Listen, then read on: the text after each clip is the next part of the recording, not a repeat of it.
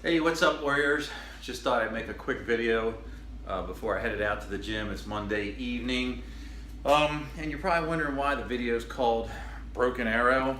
Broken Arrow was a term used during the Vietnam War when the American troops were being overrun by the Vietnamese, and they're pretty much, shit was totally sideways and there's nothing they could do.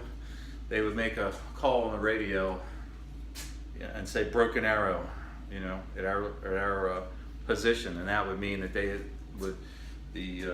military would do a flyover and just bomb the fuck out of the area, no matter who was down there. You know, they would just give it everything they had to wipe out the enemy and possibly some of the Americans as well. And there's a Mel Gibson movie, great movie called We Were Soldiers, and it's based on a story about the beginning of the Vietnam War before shit really got out of hand, and that's what he had to do. His troops were being overrun, and he got on the radio and went broken arrow, and they fucking just came in and bombed the fuck out of the place and to kill as many of the enemy as possible. And unfortunately some of the Americans soldiers were taken out as well. But it's, you know, that's what war is, and that's what basically a street fight is. Sometimes shit goes sideways and you have to do whatever you have to do to survive. And basically, if it were me, and you can make up any group of techniques you want to use, it doesn't have to be perfect, it doesn't have to be pretty, it just has to save your ass. So if you're in a bad situation and there's no way out of it, and shit's going sideways, and there's a possible chance that you may not go home that night, you got to do what you got to do. So I was thinking about it, and if it were me, I'd play it off, and I'd, you know, play into that person, got my hands up, wait till he got close enough, and I'd throw a double open-handed throat strike, two palms to the face,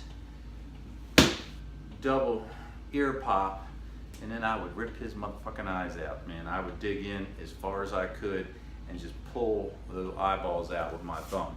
I wouldn't even go to the body. I'd kill the head, because the head is the weakest point and cannot handle the trauma that the body can. So again, I would just come in, open hand to the throat, and before that person could even react, I double palm right to the nose. I would just drive that into the back of his head, and then step in, double pop to the ears, and by then he's pretty much incapacitated, and I would just rip those freaking eyeballs out of his head and call it a day. And then I'd go home and have some cereal. I know I'm a sick bastard, but anyway, I'm telling you, I've been in a bad situation. Years, me and a friend of mine, we were probably 18, 19. We went to a heavy metal bar in Maryland, near Maryland's Eastern Shore, and went with these two girls. They were models, and before we had met them there, two other local yokels were hitting on them, and you know, gave them, like, you know, false phone numbers and that kind of shit. We ended up meeting the girls, having drinks, having fun, all that good stuff, and went outside to my friend's car.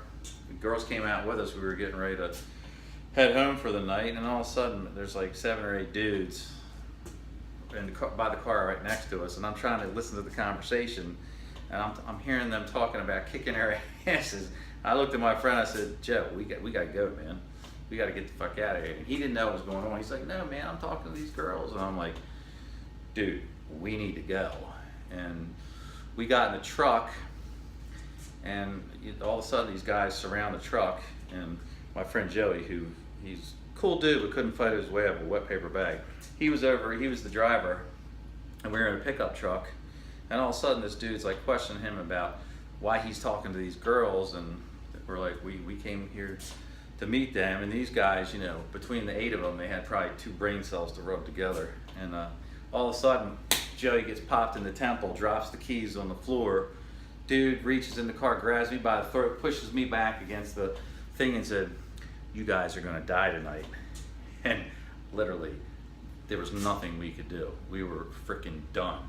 And you know, we were in an area of Maryland that we weren't familiar with, and we probably shouldn't have been there to begin with. And then all of a sudden, this dude changes his tune. He's like, dude, you've been my best friend all life, blah, blah, blah. I never was so happy to see a Maryland State Trooper in my life. Guy pulled in, said, I don't know what's going on, but get in your cars and get the fuck out of here. And I was like, Joey had a concussion, man. He could barely see to drive home. He didn't realize it till we were on the highway, but that's what I'm talking about. People take it for granted. They live every day, nothing happens, but there could be that one freaking time when shit goes sideways. That wasn't the only time that shit went sideways for me, but you know, I got lucky, and either it was because of skill or sheer luck that my ass got saved. So again, like I said, think of in your head what techniques would work best with you and what techniques are the most comfortable with your body movement. Whether it's punches, kicks, you know, a kick to the groin, that's about the only thing I would do to the body. If that person, their stance was opened up and they were in that position, I could just give a quick front snap kick to the groin and end it. I would do that too, but when they get in close and you're here, I would, and they rip the eyes out, right? So they're here and it's, and it's over. And when you're scared and your adrenaline's pumping, no matter how bad you are, everybody gets that fear in them. But if the fear makes you more dangerous, it makes you crazier, and your adrenaline's pumping and your strength is 5 to 10 times more than what it would normally be. Because I've been in that situation, and like in another video I told you where I picked that bouncer and he weighed 300 pounds. The bartender at the bar that I got in a fight in said I actually lifted him up off the ground and slammed him down on the pool table. And back then I was like 185, you know, now I'm like 207. But anyway, think about it, practice it, and that's gonna be your go-to set of skills if shit does go sideways. And I'm telling you, it can happen. And in the meantime, like in my other videos, I've told you, condition yourself. My last video was, you know, get fight ready. You have to be able to handle that. Just get yourself in shape. It doesn't take much. Push-ups, sit-ups, up downs or burpees. You know, there's lots of videos on YouTube that will give you a workout plan.